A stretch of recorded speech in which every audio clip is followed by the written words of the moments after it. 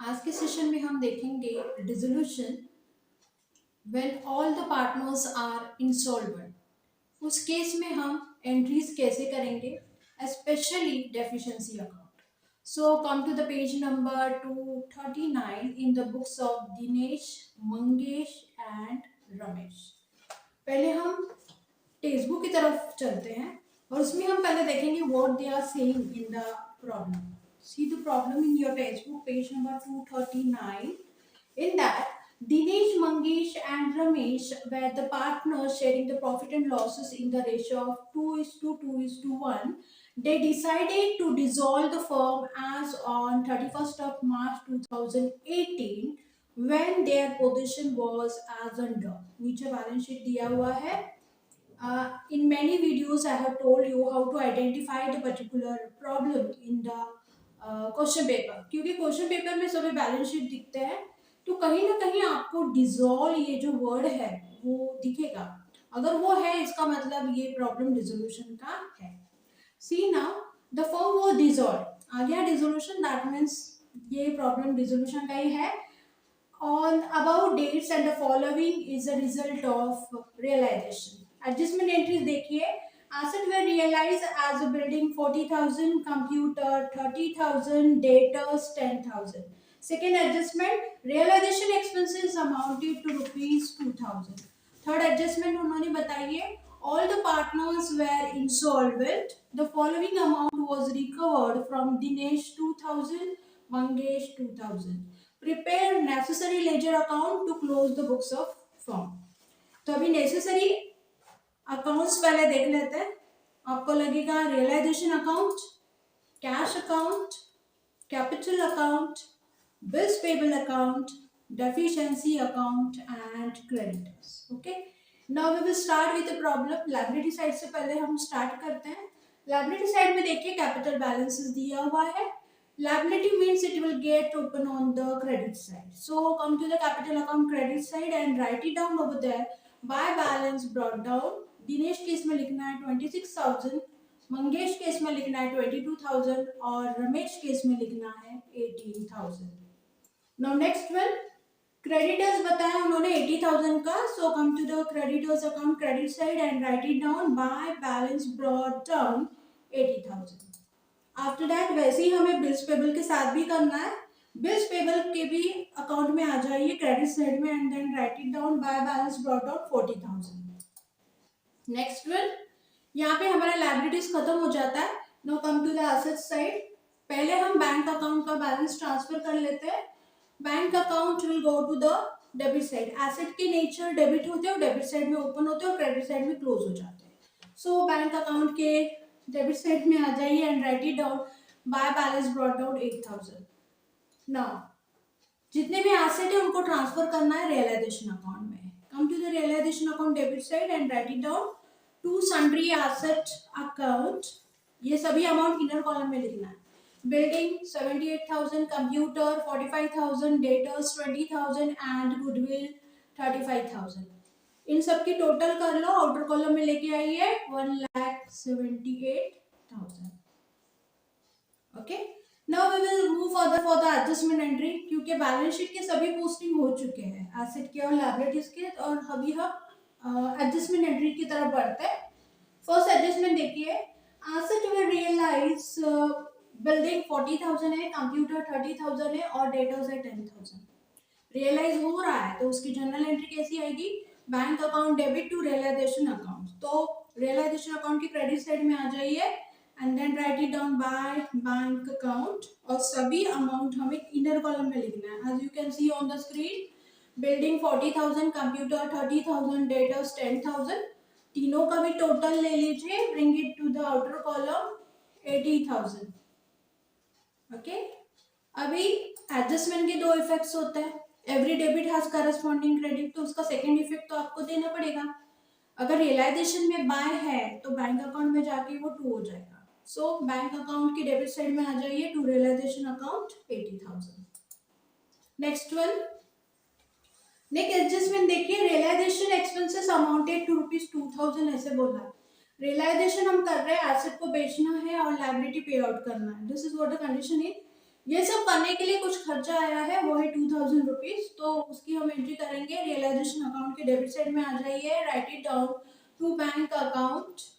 Amount के column में लिखे 20,000। For your information you can write it down in the packet as an expenses. Okay, this was the first effect. Second effect, bank में आ जाइए। Bank account के credit side में आपके लिखना है by realisation account 2000 in the amount column. We are going step by step. If you want, you can pause the video and make the adjustment and then move further. तो भी चल जाएगा। यहाँ पे रियलाइजेशन अकाउंट का पूरा effect हो चुका है। So we are going to close the realization account now. Take the total of debit side 1,78,000 plus 20,000 तो टोटल आती है 1,80,000। सेम टोटल आपको क्रेडिट साइड में लिखनी है और उसमें से 80,000 को माइनस कर देना है। So the balance will be 1 lakh. Okay, तो ये जो 1 लाख जो बैलेंस है वो तीनों पार्टनर्स में डिस्ट्रीब्यूट होगा। ये लॉस है, loss on realisation account. So Dinesh, Mangesh और रमेश को 2:2:1 में दिया जाएगा। As you can see on the first line itself they have given the ratio as 2:2:1। तो दिनेश को मिलेगा 40,000, मंगेश को भी मिलेगा 40,000 और रमेश को मिलेगा 20,000। अभी हम इसका बाय का 2 करेंगे कैपिटल अकाउंट के डेबिट में। आ जाइए डेबिट साइड में, टू रियलाइजेशन अकाउंट लिखिए। दिनेश में आएगा 40,000, मंगेश में आएगा 40,000 और रमेश में आएगा 20,000। This was the second effect. Now we will take the third adjustment। देखिए, all the partners were insolvent। सभी पार्टनर्स इंसॉल्वेंट हो चुके हैं and the following amount was recovered from Dinesh that is 2,000 और मंगेश से भी मिले हैं 2,000। अभी जनरल एंट्री क्या होगी इसकी?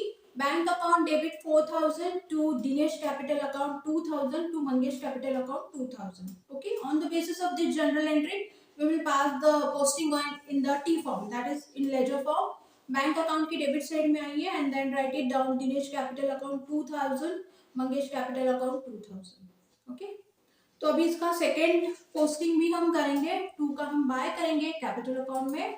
आ जाइए कैपिटल अकाउंट की क्रेडिट साइड में बाय बैंक अकाउंट। दिनेश के कॉलम में 2,000 लिखना है, मंगेश के कॉलम में भी लिखना है 2,000। रमेश के इसमें कुछ नहीं लिखना है क्योंकि उसने कुछ दिया नहीं है। Fine, now what remains? Each and every adjustment entries होगा, सब कुछ खत्म हो चुका है। अभी हमें सिर्फ अकाउंट को क्लोज करना है। याद रखिए लायबिलिटी साइड में क्रेडिटर्स और बिल्स पेबल है, उनको सेटल करना है। वो कैसे करेंगे? This is the key point of this question. ये क्वेश्चन का सबसे इंपॉर्टेंट पार्ट है। तो अभी हम कैपिटल अकाउंट को क्लोज करते हैं। For that take the total of debit side. Dinesh, Mangesh और रमेश का टोटल ले लीजिए। वेरी सिंपल, बैलेंस सिर्फ रियलाइजेशन के लॉस का ही दिख रहा है, बाकी तो कुछ उसमें एंट्री है ही नहीं। तो 40 40 20 उसको लेके क्रेडिट साइड में एज इट इज लिखो। सबसे पहले हम दिनेश अकाउंट को क्लोज करेंगे। देखिए उनके 40,000 में से 26,000 और 2,000 को माइनस कर दो, 12,000 बचेगा। वैसे ही मंगेश में भी करना है, उसका 16,000 बचेगा और रमेश का 2,000। अभी ये बैलेंस जाएगा कहाँ पे? ये जाएगा डेफिशिएंसी अकाउंट में, बाय डेफिशिएंसी अकाउंट। अभी इस बाय का हम डेफिशिएंसी अकाउंट में आके करेंगे 2। डेफिशिएंसी अकाउंट के डेबिट साइड में आ जाइए and then write down to Dinesh capital account 12,000, Mangesh capital account 16,000 और Ramesh capital account 2,000। Now take the total of deficiency account का 30,000 आता है, उसको ही हमको कहाँ पे लिखना है? क्रेडिट में। अभी ये 30,000 जो है ये हमें देना है क्रेडिटर्स और बिल्स पेबल को। अभी किसको पहले दें? दोनों भी इंपॉर्टेंट है। In that case we will find out the ratio. देखिए आप स्क्रीन के पर मैंने रेशियो निकाला हुआ है। क्रेडिटर्स का 80,000 है, बिल्स पेबल का है 40। उन दोनों का जब हम रेशियो निकालेंगे वो आएगा 2:1। इसका मतलब ये होता है ये जो 30,000 जो आपके अकाउंट में दिख रहा है ये 2:1 में बटेगा दोनों के बीच में, क्रेडिटर्स और बिल्स पेबल। चलो करते हैं। देखिए अभी क्रेडिटर्स को मिलेगा 20,000 और बिल्स पेबल को मिलेगा 10,000। इन this way deficiency account is settle. अब ये डेफिशिएंसी अकाउंट के दोनों की भी एंट्री उनके रेस्पेक्टिव अकाउंट्स में हमें करनी है, यानी बाय का हमें करना है 2। तो पहले हम क्रेडिटर्स से शुरुआत करते हैं। देखिए क्रेडिटर्स अकाउंट के डेबिट में आके लिखिए टू डेफिशिएंसी अकाउंट 20,000। ओके, 80,000 तो क्रेडिट में दिख रहा है और डेबिट में है 20,000। इसका मतलब यहाँ पे बैलेंस कितना बचेगा, 60,000 का। वो कहाँ पे जाएगा, बैंक में। Write it down to bank account. In this way हमने क्रेडिटर को भी सेटल किया। अभी बिल्स पेबल का डेफिशिएंसी में से यहाँ पे ट्रांसफर कितना हुआ, 10,000। क्रेडिट में देखिए 40,000 दिख रहा है, डेबिट में 10 है, इसका मतलब बैलेंस कितना बचा, 30,000 का। ये भी कहाँ पे जाएगा, बैंक में। Okay, how the journal entry will be, bills payable account debit to bank account. Bills payable personal account है, बैंक भी पर्सनल अकाउंट है, debit the receiver. Bills payable को मिल रहा है 30,000। Who is the giver in this case, bank is the giver, तो bank दे रही है 30,000। इन दिस वे आप उसका एनालिसिस भी कर सकते हो कि एग्जैक्टली क्या है। Use the rule, personal real nominal का रूल जो आपने 11th स्टैंडर्ड में पढ़ा है, उसको थोड़ा अप्लाई करो। Everything will be the easy from your point of view. Now come to the bank account credit side and give the second effect of creditors and bills payable. Creditors का 60,000 का effect देना, bills payable का 30,000 का देना, and tally the bank account, और tally amount है आपकी 92,000। मतलब डेबिट और क्रेडिट दोनों भी सेम होगा एट 92,000। जैसे हम फाइनल अकाउंट में बैलेंस शीट को टैली करते थे, एग्जैक्टली हमें सेम वे में करना है। डिसोल्यूशन में जब आपका बैंक अकाउंट टैली होता है, इसका मतलब योर प्रॉब्लम इज करेक्ट, आपने जो भी सोल्व किया है वो एकदम करेक्ट किया है। Okay, in this way you are suppose to solve this problem. Thanks for watching.